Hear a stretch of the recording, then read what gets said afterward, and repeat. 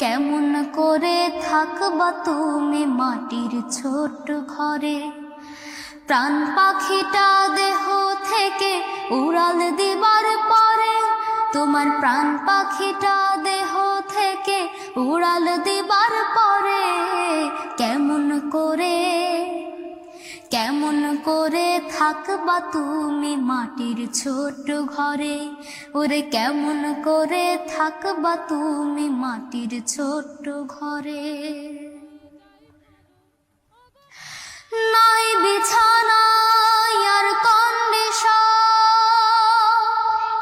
নাই রে আলো বাতি, 3.5 হাত কবরে, নাই রে সঙ্গী সাথী, নাই বিছানা আর কন্ডিশন, নাই রে আলো বাতি, 3.5 হাত কবরে, নাই রে সঙ্গী সাথী।